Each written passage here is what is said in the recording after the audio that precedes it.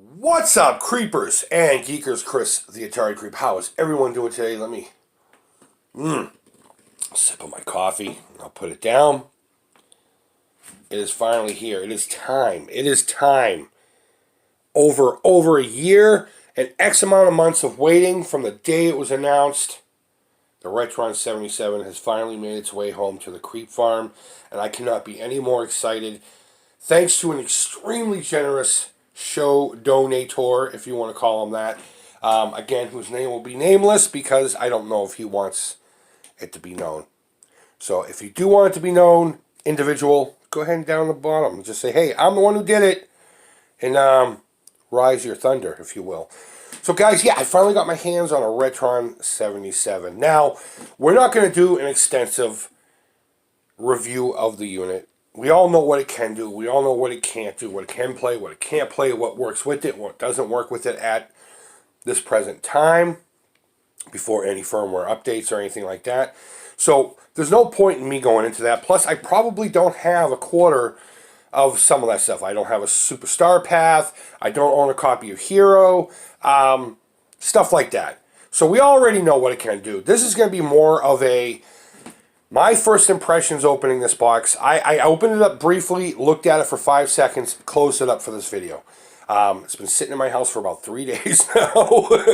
And I've been dying to get my hands into this to let you know what I think. So this is just going to be more of a, let's look at it. I'll tell you what I think of the actual product itself. I'll throw a few games at it. I have one curveball I do want to throw at it, which I think it should have no problem with after watching the other reviews, and just give you my final thoughts. And there's more to it than just this, but we'll get to that later on. And I figure since it's going to be the 26th tomorrow, the day I will upload this video, what a perfect time. On the 26th of every month, we celebrate Atari Day over at the Atari.io forums. Though I am usually lacking in that, and I do apologize, but what better way? What better way to celebrate Atari Day than with something sexy like this? So let me open up the package, pull everything out. I'll tell you what I think about it, and then we'll plug it into a little TV, and we'll start playing around. All right, so here we are with everything that came in my box. We have our instruction manual, always useful to have if you don't know anything about crap like this. Power source here. We got our standard micro to standard USB with a nifty little adapter. Plenty of those laying around should that ever go away, so that's cool. Purchased new, it will come with an HDMI cable. Mine did not, but that's okay because I got plenty of them around anyway. And I guarantee if you buy this secondhand that's not an HDMI cable, if I have plenty, you have plenty. So, going to the joystick next. I could totally see what everyone's talking about with this. I could see this failing if you're the type that really jams on games. How I play my Atari games, here's a little insight from the Creep. As I literally hold my joystick like this and my thumb like that, okay? I know you can't see the joystick anymore because I have big fat sausage hands. But when I'm moving the joystick, I literally just use my thumb and the inside of my index finger. I'm used to micro-switched, converted Atari joysticks. So maybe because of muscle memory, I am used to it. I could see myself playing this no problem without breaking it. The average consumer, I could totally see breaking this. So I guess, all that said, take it all with a grain of salt. I don't know how you play. Some people play it like this. Some people put their thumb on the top. I've seen that happen. Some people really get down with these joysticks. But I'm a very, not gentle, but very quick throws with my joysticks. And that's how they're supposed to be. So, cheap quality as far as its build. You can definitely feel that it's a budget-friendly joystick. But the buttons feel okay, and yeah, like I said, I feel like it could fail over time, but it's also my understanding that they know that problem and they're trying to update it anyway. It's ambidextrous, so that's pretty cool. That's been a gripe for many, many years. And the other addition I like, that a lot of people are talking about, is this little cutaway on both sides. Oh my goodness. Remember how I said I hold my joystick? I can't tell you how many times my palm is hurt at the end of a nice, long 2600 marathon. Going back all the way to the early 80s and into now. So I think the design is great. If they just improved it a little bit, this could be a fine joystick. It'd be a great joystick to have on hand for your actual 2600. So little bit of improvements on here, we should be alright. So the console itself doesn't feel as cheap as I thought it was going to. It definitely feels like a budget-friendly console. The plastic is not the highest quality, but it's solid. It'll hold up so long as you're not tossing around like a friggin' knucklehead, you know? I'm hearing really good things about the cartridge slot. And one thing I really want to do is I have a copy of a game, I think it's Centipede, that's really tight in a lot of them.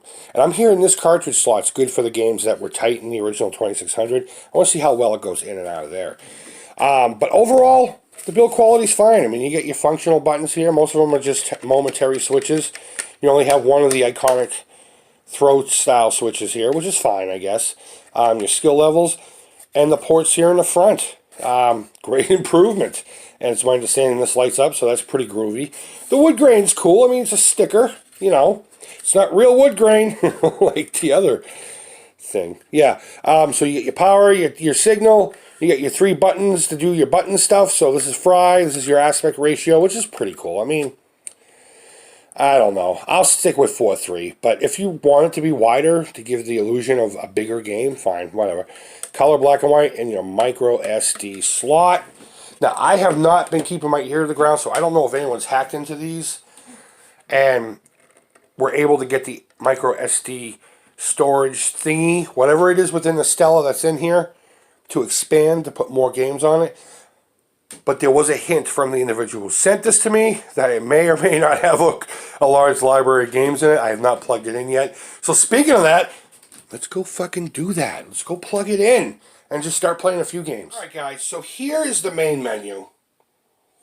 And there are a bunch of games loaded in here that he had put in. I believe on top of the 4 that it comes with. I didn't even look at that. See, Alien's a good game. I like that. So I'm going to have to go through these one by one. Crashed. Crips. Is that Crips of Chaos? I have that game. Entity. Oh, I just saw a review on that game. That looks interesting, but we'll get to that when it comes time to it. So I do have some bad news for you guys. Some real bad news for you. So here's my list of tests, okay? My first test was going to be a cartridge slot test. I was going to first put in this game, and then this game, because they're odd-shaped carts. Now, this is literally just a copy of Centipede. But for some reason, this cart just seems wider than all the other ones I have. So, jam a game in there, nothing happens. I tested my Centipede out on the Cigari 2600 and my 2600 Junior. Worked no problem. So, I turned it off to get rid of the hot swapping. Put the card in. It does take a second to load. Nothing. Nothing at all. The cart's in there nice and firm. But I will say that though I have a hard time with this cart going in and out of systems, it fits in here no problem. So that's a positive. Same with Thunderground. Thunderground is kind of a fun game. It's kind of a mix between Dig Dug and Frogger, I guess you would call it. I don't know, you have to look at it. Kind of reads it. I picked Masters of the Universe next because that cart I know does not work with any other system. I wanted to see if maybe it might work with this one. It's reading something, which is more than my other systems are doing. I've cleaned this cart. I've done everything I could to it. And it doesn't come up. So I was just kind of hoping it would revive it.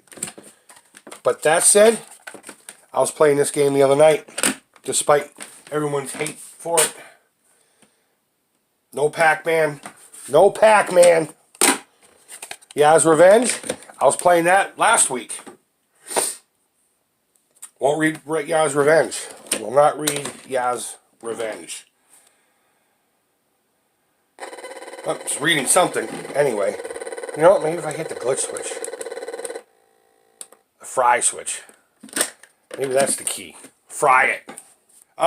So I don't know what's going on. I don't know. I keep my carts clean. And these 3 here that we're going to be looking at now, Pac-Man, Yaz Revenge, and River Raid. I just did a video on this one. I used this cartridge. So we know it works. We know it works just fine. Nothing. So, I don't know. It's kind of disappointing. I don't think it's my games. I keep my games as clean as possible. I blow them out now and again. I Do the old swabby inside. I don't use alcohol because it has glycerin, unless you get the right kind of alcohol. But yeah, I'm kind of disappointed, guys, that this isn't jiving. I was really excited about this too. So I don't know if something happened in shipping. I'm gonna have to give it a look-see to see what happened. But that's really all there is to that. But at least these games are here.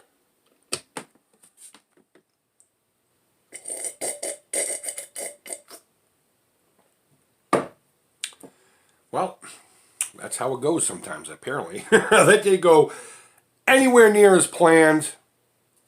Que sera, sera. So, I had a lot of really neat tests for me personally put through this. I wanted to check the cartridge slot to see if it would fit games I know are difficult in other systems. No problem there at all. Games I know worked for the system, that I wanted to test out the joystick and maybe the paddle controls. None of them fired up. I even tried a game that I knew didn't work, and that was going to be part of my test to see if maybe I could get it to work on here. I keep my games somewhat clean. I really do. I take care of my stuff.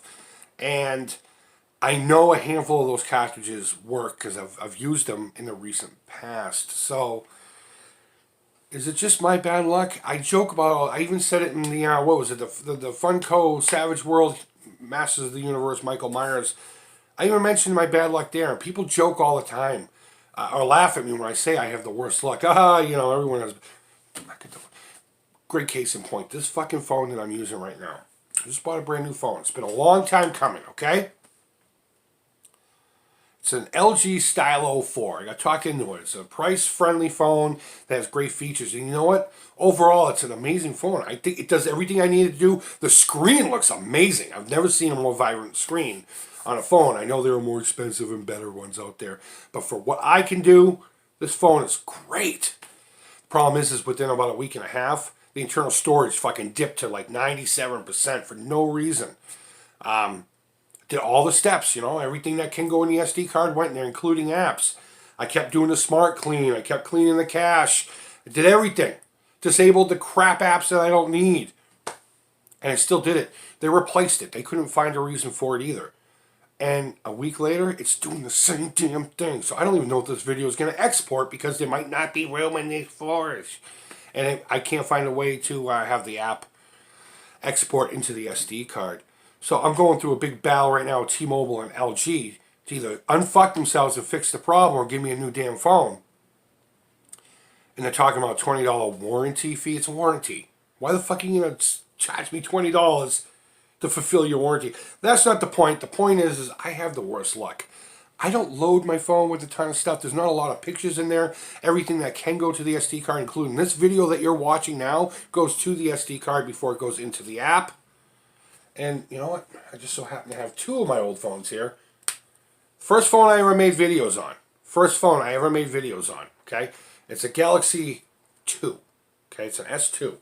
Same exact apps. No more, no less. And a lot more photos and videos. No problem. This is my Note 3. Yeah. Same thing. And my most recent phone, which was a LG K10, I think. I didn't like that phone at all. I thought that phone was a piece of shit. I'm glad I had to replace it after all this time. But again, same apps, same everything. No problem with the storage, internal storage. So, I don't know. Hopefully that'll get worked out. Hopefully I can get a hold of Hyperkin, get this worked out one way or the other. And that's all there is to it. So guys, that said, I still appreciate the show donation. I cannot understate my appreciation for you guys. I don't deserve this shit. I really don't deserve this stuff. And the generosity of everybody out there. The individuals sent this to me. Joe Goes Retro, Mr. Paku Paku, Mike of Irmo Custom Models, and the names just go on and on and on. The fact that somebody would take time out of their day to put something in a box, pay for it to come to me, and it's something that they had originally paid for or worked on, and it's just here. Here you go, buddy. I don't deserve it. I really don't. I don't feel I do. But my appreciation can't be understated, guys. I really do. I talk about it all the time. I appreciate you guys watching, and that's more than enough. But when something like this comes in, regardless of the outcome of it, that's it. I appreciate it. I'll just leave it at that. Okay? I don't want to get all fucking mushy here because I'm going to start getting emotional, and that's not fucking cool. Not one bit. That's the emotion you need to see. Anger is a gift. So, guys, I hope you're all doing well. Thanks as always so much for watching. Thanks for just listening to that rant about my phone. I'm going to be fighting with that here in a few minutes, by the way, between LG and T-Mobile. I don't know. So one of them better unfuck themselves and fix this, or I'm going to lose my mind. So, guys, hope you're doing well. Until next time, take care. Creep it real. Go ahead and leave feedback. Thumbs up, thumbs down. All feedback to the Creep is positive. And bye-bye.